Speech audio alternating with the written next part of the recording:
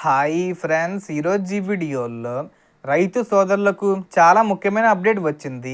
ముఖ్యంగా పీఎం కిసాన్ యోజన కింద వచ్చే 23వ విడత రూ. 2,000 గురించి కొన్ని కొత్త రూల్స్ మరియు ముఖ్యమైన పనులు రైతులు తప్పనిసరిగా పూర్తి చేయాలి. అవి పూర్తి చేస్తేనే వచ్చే విడత డబ్బులు మీ ఖాతాల్లోకి వస్తాయి. అందుకే ఈ వీడియోలో రైతులు తప్పక చేయాల్సిన 3 ముఖ్యమైన పనులు ఏమిటి, అలాగే 23వ విడత డబ్బులు ఎప్పుడు విడుదలవుతుంది, ఇంకా ప్రస్తుతం వచ్చే 6,000 రూపాయలను 10,000 రూపాయలకు పెంచే అవకాశం ఉందా అనే విషయం గురించి కూడా క్లియర్గా చెప్పబోతున్నాను. అండ్ వీడియో మీద నచ్చితే లైక్ చేసి షేర్ చేసి సబ్స్క్రైబ్ చేసుకోండి ఫ్రెండ్స్.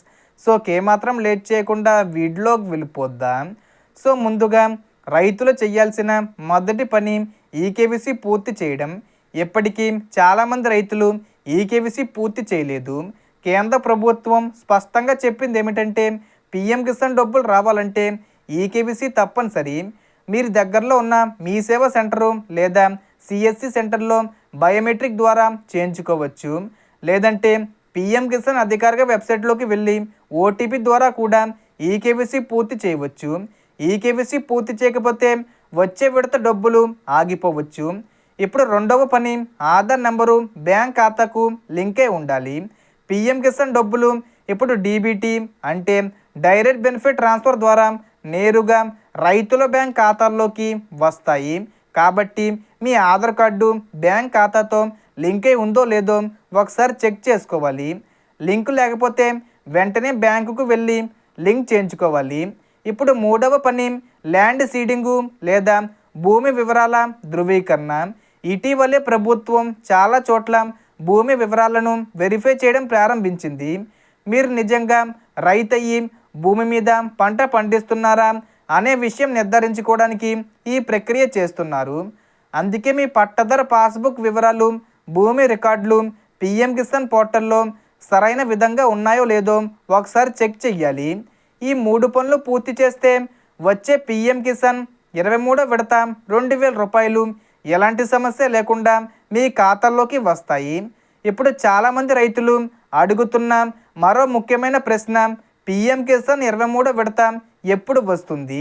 సాధారణంగా ఈ పథకం కింద ప్రతి 4 నెలలకు ఒకసారి డబ్బులు విడుదల చేస్తారు. ప్రస్తుతం వస్తున్న సమాచారం ప్రకారం 23వ విడతను మే లేదా జూన్ నెలలో విడుదల చేసే అవకాశం ఉందని వార్తలు వస్తున్నాయి. అయితే అధికారికంగా తేదీ ప్రకటించిన వెంటనే మరింత క్లియర్ అవుతుంది. ఇక ఇప్పుడు మరో పెద్ద విషయం గురించి కూడా మాట్లాడాలి. ప్రస్తుతం రైతులకు సంవత్సరానికి 6,000 రూపాయలు ఇస్తున్నారు.